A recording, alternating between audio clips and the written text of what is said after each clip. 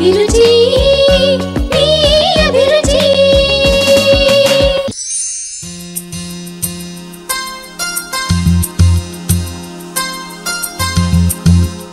Hi, welcome to MTR masala అభిరుచి.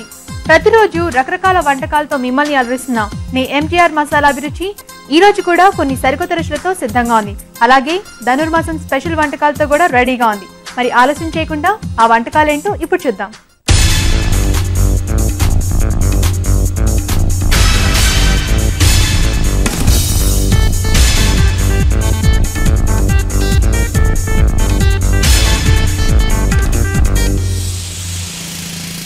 ప్రతిరోజు మీకు ఇష్టమైన వంటకాలేంటో మాకు మెయిల్స్ ద్వారా తెలియజేస్తున్నారు కదా. మరి ఈ రోజు వంటలు పిండి వంటల్లో ఎవరే వంట కోరుకున్నారో చూసేద్దామా.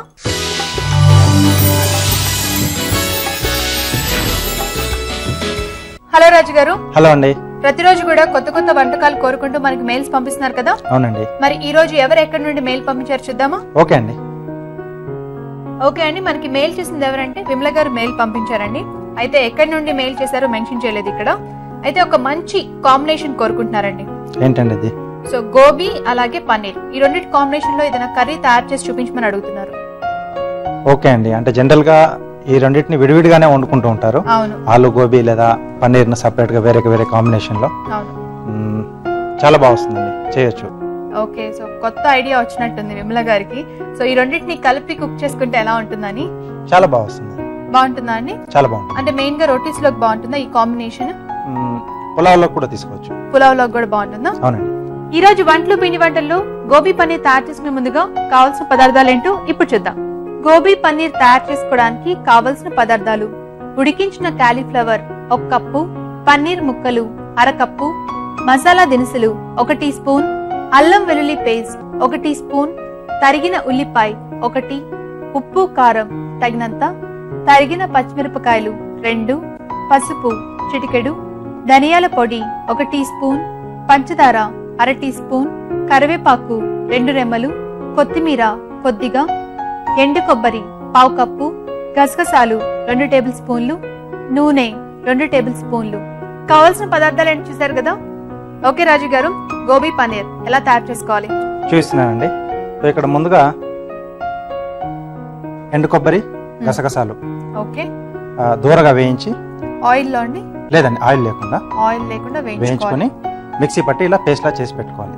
ఓకే, ఎండు కొబ్బరి ఇంకా గసగసాలు. ఉప్పు ఏమైనా యాడ్ చేసుకోవాలంటే అవసరం లేదా? అక్కర్లేదండి. సో ఫస్ట్ మనం ఈ కర్రీ ప్రిపేర్ చేసుకోవాలంటే పేస్ట్ రెడీ చేసుకోవాలి. అది కూడా ఆయిల్ లేకుండా ఎండు కొబ్బరి ఇంకా గసగసాలు రెండింటిని కూడా చక్కగా ఫ్రై చేసుకొని విడివిడిగా ఫ్రై చేసుకోవాలండి. అవునండి. విడివిడిగా ఫ్రై చేసుకొని ఆ తర్వాత మనం పేస్ట్ సిద్ధం చేసుకోవాలి.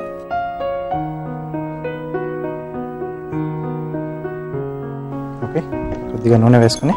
ఓకే, ముందుగా ఇందులో ఎక్కువగా ఈ కర్రీలో మసాలాలు ఇంక్లూడ్ అవుతాయా? అంటే మనకి ఇక్కడ కొబ్బరి, గసగసాలు అలాగే ధనియాల పొడి ప్లస్ ఇక్కడ మనం ఈ లవంగాలు, యాలకులు ఉన్నాయి కదా మసాలా దినుసులు, అవి కూడా యాడ్ చేస్తున్నాం. ముందుగా ఇవి వేసుకోవాలి. అలాగే సన్నగా తరిగిన ఉల్లిపాయ ముక్కలు, కొద్దిగా అల్లం వెల్లుల్లి పేస్ట్,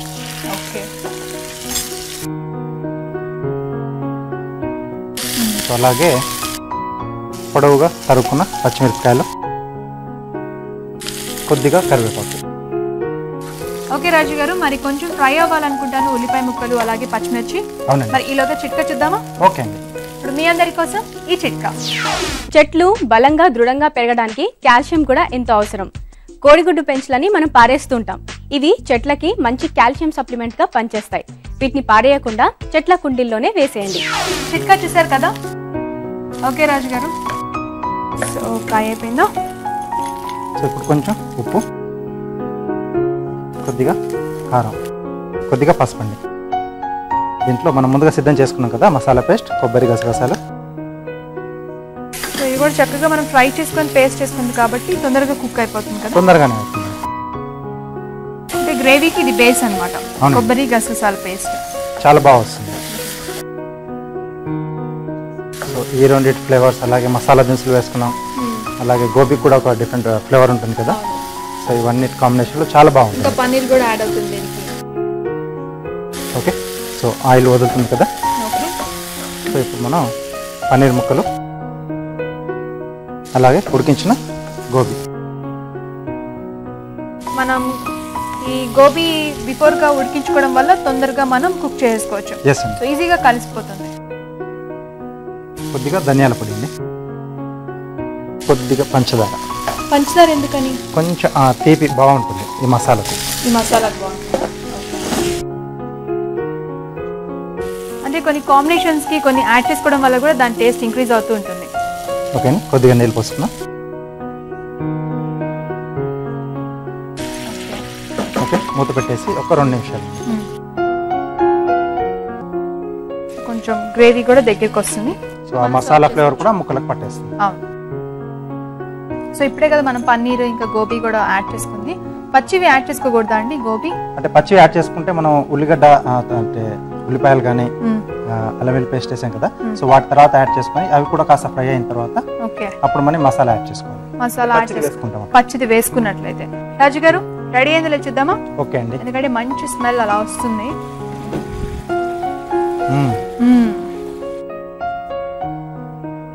ఓకే అండి. సో కొన్ని డిషెస్ అలా స్మెల్ చూస్తేనే చెప్పేయచ్చు. సో అవి చాలా టేస్టీగా ఉంటాయి. ఓకే అండి. చివరిగా పైన కొద్దిగా కొత్తిమీర. ఓకే అండి, టేస్టీ కర్రీ రెడీ. చూస్తున్నారు కదండి, ఒక డిఫరెంట్ కాంబినేషన్ లో మనం ఒక టేస్టీ కర్రీ తయారు చేసుకున్నాం, గోబీ పన్నీర్. మరి మీరు కూడా ఇంట్లో ట్రై చేద్దాం అనుకుంటే ఎలా తయారు చేసుకోవాలో ఇంకొకసారి చూసేయండి. గోబీ పన్నీర్ తయారు చేసే విధానం: ముందుగా ఎండు కొబ్బరి, గసగసాలు వేయించుకొని పేస్ట్ లా తయారు చేసి పక్కన పెట్టుకోవాలి. ఆ తర్వాత ఒక పాన్ లో నూనె వేసి మసాలా దినుసులు, ఉల్లిపాయ ముక్కలు, అల్లం వెల్లుల్లి పేస్ట్, తరిగిన పచ్చిమిరపకాయలు, కరివేపాకు వేసి వేగనివ్వాలి. దీంట్లో తగినంత ఉప్పు, కారం, పసుపు, ముందుగా సిద్ధం చేసుకున్న కొబ్బరి గసాల పేస్ట్ వేసి వేయించుకోవాలి. ఆ తర్వాత పన్నీర్ ముక్కలు, ఉడికించి పెట్టుకున్న కాలీఫ్లవర్, ధనియాల పొడి వేసి కొద్దిగా నీళ్లు పోసి మూత పెట్టి మగ్గనివ్వాలి. చివరగా కొత్తిమీర జల్లి సర్వింగ్ బౌల్ లోకి తీసుకుంటే గోబీ పన్నీర్ రెడీ.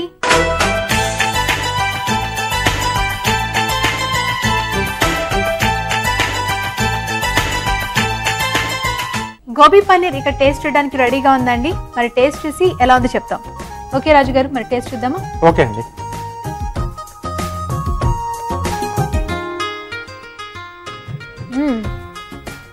సో బాగుందండి.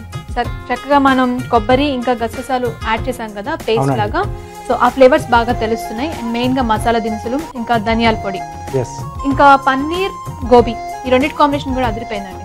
అవునండి. సో చక్కగా మనం పులావ్లోకి అలాగే రోటీస్లోకి హ్యాపీగా ఒక టేస్టీ కర్రీ ప్రిపేర్ చేసుకొని ఎంజాయ్ చేయొచ్చు. చాలా బాగుందండి గోబీ పన్నీర్. మరి మీరు కూడా తప్పకుండా ట్రై చేయండి. ఇప్పుడు మీ అందరి కోసం మరొక టిప్. ఇప్పుడు మరో చిట్కా. మీ పింగాణి వస్తువుల పైన మరకలున్నాయనుకోండి, అంటే సూప్ మరకలు లేదా కాఫీ మరకలు ఇలాంటివి తొందరగా పోవాలి అంటే